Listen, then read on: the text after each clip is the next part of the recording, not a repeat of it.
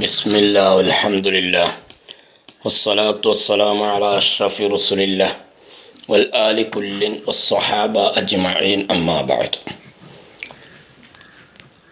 അല്ലാഹു സുബ്ഹാനഹു വ തആലയുടെ ദീനിൽ ഇഖ്തിലാഫുകൾ അനുവദിക്കപ്പെട്ടതും നിരോധിക്കപ്പെട്ടതുമുണ്ട് എന്നായിരുന്നു ഞാൻ പറഞ്ഞു വന്നിരുന്നത്. വിശുദ്ധ ഖുർആനിൽ തന്നെ ഇക്കാര്യത്തിലേക്ക് സൂചിപ്പിക്കുന്നത് കാണാം. സൂറത്തു ആലി ഇംറാൻ 105 വചനം, വലാ തകൂനു കല്ലദീന തഫറഖു വഖ്തലഫു മിൻ ബഅദി മാ ജാഅഹുമുൽ ബയ്യിനാത്ത് വഉലൈക ലഹും അദാബുൻ അലീം. ഇവിടെ മിൻ ബഅദി മാ ജാഅഹുമുൽ ബയ്യിനാത്ത്, അൽ ബയ്യിനാത്തുകൾ വന്നതിന് ശേഷം ഇഖ്തിലാഫ് തഫറുക്ക് പറ്റില്ല. അൽ ബയ്യിനാത്തുകൾ അഥവാ അൽ അദില്ലത്തുൽ ഖത്ഇയ്യകൾ ലഭിച്ച വിഷയത്തിൽ ഗണ്യമായ തീരുമാനവും കൃത്യമായ ഒരു വിധി നിർണയിച്ചു തരുന്ന പ്രമാണങ്ങളും വന്നതിന് ശേഷം അത്തരം പ്രമാണങ്ങൾ നിലവിലുള്ള വിഷയങ്ങളിൽ നിങ്ങൾ ഇഖ്തിലാഫ് തഫറുക്ക് പാടില്ലെന്നും വഉലൈക ലഹും അദാബുൻ അലീം, അങ്ങനെ ഖണ്ഡിതമായ രേഖകൾ കൃത്യമായ ഒരു വിധി തീർപ്പ് പറയുന്ന പ്രമാണങ്ങൾ വന്നതിന് ശേഷം അത്തരം വിഷയത്തിൽ ഇഖ്തിലാഫ് തഫറുക്കുകൾ അഭിപ്രായ വ്യത്യാസങ്ങൾ ഉണ്ടാക്കുന്നവർക്ക് കടുത്ത ശിക്ഷയുണ്ടെന്നും ഈ ആയത്ത് വ്യക്തമാക്കുന്നു.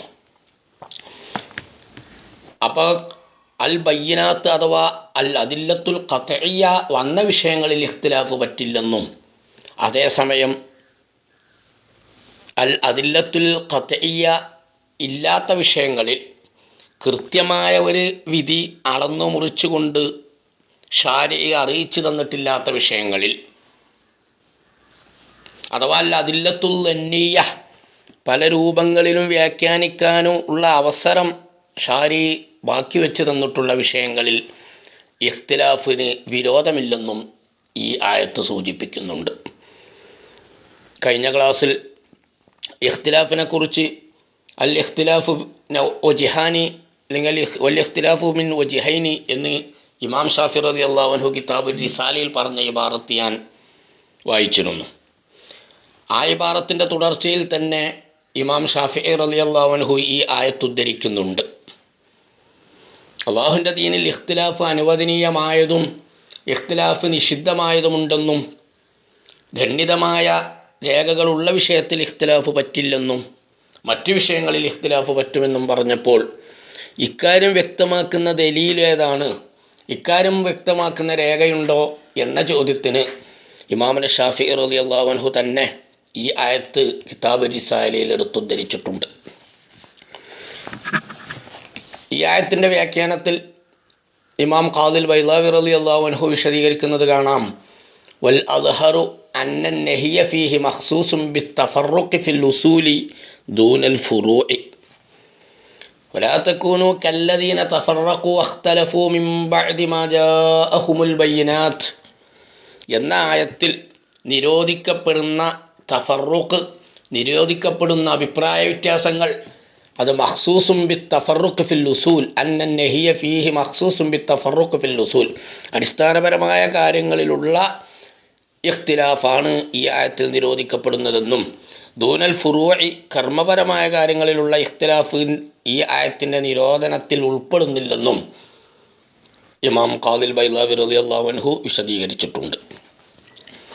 ബൈളാവിയുടെ ഹാഷിയത്തുൽ കാസിറൂനിയിൽ കാണാം, വൽ അദ്ഹറു അന്നമാ സബത ഫീഹി അൽ ഹുജ്ജത്തു വൽ ബയ്യിനത്തുൽ മൂജിബത്തു ലിൽ ഇത്തിഫാഖി അലൈഹി ലാ യസിഹു തഫറുഖു ഫീഹി സവാഉൻ കാന അസ്ലൻ ഔ ഫർഅൻ.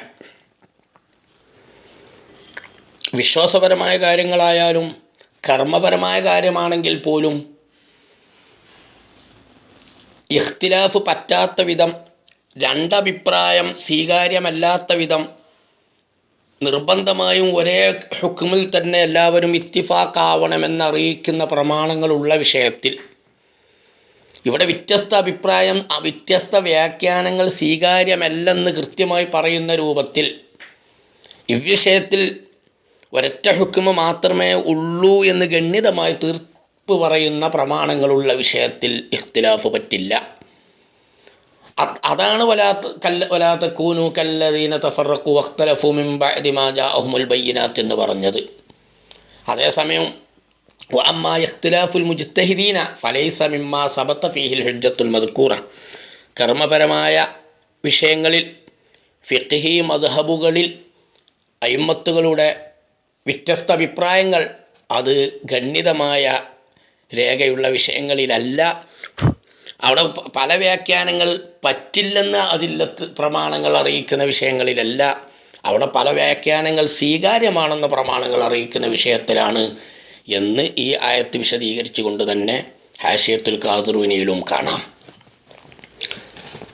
ചുരുക്കത്തിൽ ഇത്രയും പറഞ്ഞതിൽ നിന്ന് ഒരു കാര്യം വ്യക്തമായി. അല്ലാഹു സുബ്ഹാനഹു വ തആല ദീനുൽ ഇസ്ലാമിൻ്റെ എല്ലാ കാര്യങ്ങളും ഒരേ നിലവാരത്തിലല്ല ക്രമപ്പെടുത്തിയിട്ടുള്ളത്. ദീനുൽ ഇസ്ലാമിലെ എല്ലാ നിയമങ്ങൾക്കും ഒരേ നിലവാരം അല്ല, നിലവാര വ്യത്യാസമുണ്ട്. ആപേക്ഷികമായി കൂടുതൽ ഗൗരവമുള്ളതും ഗൗരവം കുറഞ്ഞതും, രണ്ടഭിപ്രായം സ്വീകാര്യമല്ലാത്തതും എന്നാൽ രണ്ട് നിലപാട് സ്വീകാര്യമായതും, ഇങ്ങനെ വിവിധ വകുപ്പുകളും സ്വഭാവങ്ങളും ദീനുൽ ഇസ്ലാമിൻ്റെ നിയമങ്ങളിൽ ഉണ്ട്. അതായിരുന്നല്ലോ ഞാൻ പറഞ്ഞു വന്നത്. അൽ ഈമാൻ വൽ കുഫർ എന്ന് പറയുന്ന ഒരു ഭാഗമുണ്ട്, അസുന്നത്തു വൽ ബിദ്അ എന്ന് പറയുന്ന ഒരു രണ്ടാം വകുപ്പുണ്ട്, അൽ മദാഹിബുൽ ഫിഖ്ഹിയ്യ കർമ്മപരമായ വീക്ഷണങ്ങൾ എന്ന് പറയുന്ന ഒരു മൂന്നാം വകുപ്പും ഉണ്ട്. മൂന്നാമത്തെ വകുപ്പിൽ അൽ മദാഹിബുൽ ഫിഖ്ഹിയ്യ അല്ലെങ്കിൽ അൽ അഹ്കാമുൽ ഫുറൂഇയ്യ കർമ്മപരമായ ഫിഖ്ഹി വിഷയങ്ങളിൽ വ്യത്യസ്ത വീക്ഷണങ്ങൾ, വിവിധ അഭിപ്രായങ്ങൾ അള്ളാഹു അനുവദിച്ചിട്ടുള്ളതാണ്, അള്ളാഹു നിർദ്ദേശിച്ചിട്ടുള്ളതാണ്. എന്നാൽ ഈമാന് കുഫറിലും സുന്നത്ത് ബിദ്അത്തിലും ഈമാനിന് വിരുദ്ധമായ കുഫറിലേക്ക് എത്തുന്ന ഇഖ്തിലാഫ്, സുന്നത്തിന് വിരുദ്ധമായി സുന്നത്തുമായി വിഘടിച്ച് ബിദ്അത്ത് വരുന്ന ഇഖ്തിലാഫ് അത് അനുവദനീയമല്ലെന്നും അത് കർശനമായി നിരോധിച്ചതുമാണ്. ഇവിടെ ഒരു കാര്യം പ്രത്യേകം ശ്രദ്ധയാകർഷിക്കുന്നുണ്ട്, പ്രത്യേകം ശ്രദ്ധിക്കേണ്ടതുണ്ട്. എന്തിനാണ് റബ്ബ് സുബ്ഹാനഹു വ തആല ദീനിനെ ഇങ്ങനെ പല നിലവാരത്തിലായി ക്രമീകരിച്ചത്? എല്ലാം ഒരേ നിലവാരത്തിൽ തന്നെ വെക്കാതിരുന്നത് എന്തുകൊണ്ട്? അതിൻ്റെ ഒരു ഉത്തരം നമുക്കിങ്ങനെ പറയാം. അല്ലാഹു സുബ്ഹാനഹു വ തആല സൃഷ്ടികളായ നമുക്ക് റഹ്മത്ത് നൽകിയതാണ്, അള്ളാഹുവിൻ്റെ അനുഗ്രഹമാണത്. ദീനുൽ ഇസ്ലാമിൻ്റെ എല്ലാ വിധികൾക്കും ഒരേ ഗൗരവം നൽകാതെ കൂടുതൽ ഗൗരവമുള്ളതും പല അഭിപ്രായങ്ങൾ സ്വീകാര്യമായ രൂപത്തിൽ ഉള്ളതും, ഇങ്ങനെ ഗൗരവം കൂടിയതും കുറഞ്ഞതും, ഇഖ്തിലാഫ് നിരോധിച്ചതും ഇഖ്തിലാഫ് അനുവദിച്ചതും, ഇങ്ങനെ പല ഭാഗങ്ങളായി അല്ലാഹു സുബ്ഹാനഹു വ തആല ദീനുൽ ഇസ്ലാമിനെ നിശ്ചയിച്ചത് ഉമ്മത്തിനുള്ള ഇഖ്തിലാഫാണ്, ഉമ്മത്തിനുള്ള റഹ്മത്താണ്. ഈ ഇഖ്തിലാഫ്, മൂന്നാം മഖാമിലുള്ള ഇഖ്തിലാഫ് ഉമ്മത്തിനുള്ള റഹ്മത്താണ്. നിങ്ങൾ നോക്ക്, ഒന്നാം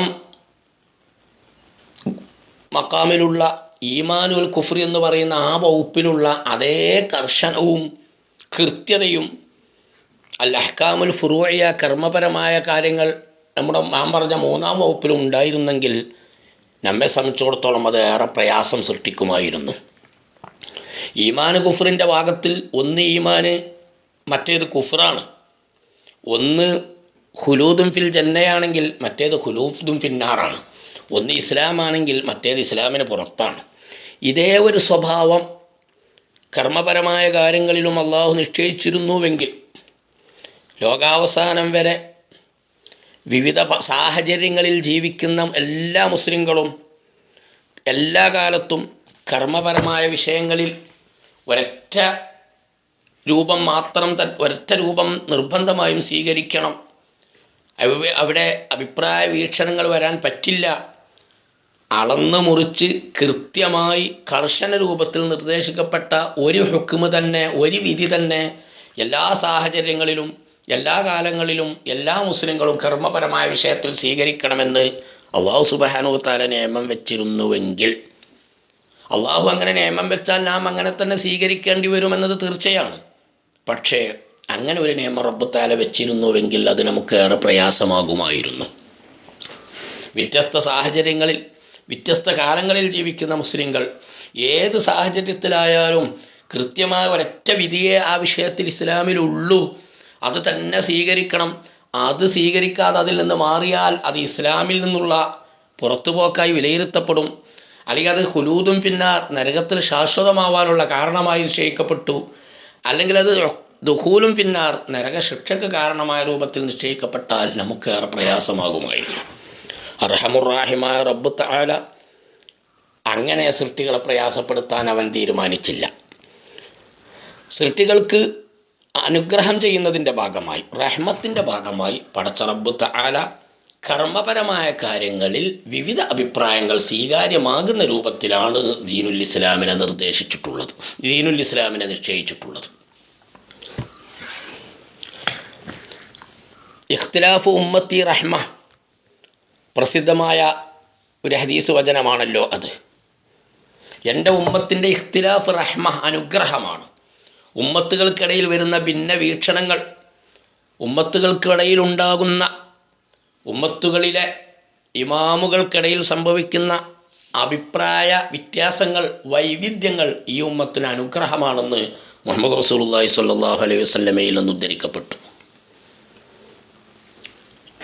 മൂന്നാം മഖാമിൽ കർമ്മപരമായ കാര്യങ്ങളിലുള്ള ഇഖ്തിലാഫ് ഷാഫിഈ, ഹനഫി, ഹംബലി, മാലിക്കി തുടങ്ങിയ കർമ്മപരമായ കാര്യങ്ങളിലുള്ള വിവിധ അഭിപ്രായങ്ങളും അഭിപ്രായ വീക്ഷണങ്ങളും ഈ ഉമ്മത്തിന് അനുഗ്രഹമാണ് എന്നാണ് പ്രസിദ്ധമായ ഹദീസ് വചനം നമ്മെ പഠിപ്പിക്കുന്നത്. ഞാൻ സാധാരണ പറയാറുണ്ട്, ദീനുൽ ഇസ്ലാമിനെ കുറിച്ച് മൊത്തത്തിൽ ചിന്തിക്കുമ്പോൾ നമുക്ക് പറയാം നാനാത്വത്തിൽ ഏകത്വം. വൈവിധ്യവും ഏകത്വവും ഒരേ സമയം സമ്മേളിക്കുന്ന സ്വഭാവമാണ് ദീനുൽ ഇസ്ലാമിൻ്റെ നിയമ സംവിധാനങ്ങളിൽ നാം കാണുന്നത്. നാം ഒന്നാം നമ്പറായി പറഞ്ഞ മഖാമുൽ ഈമാൻ വൽ കുഫർ, അവിടെ കൃത്യതയുണ്ട്.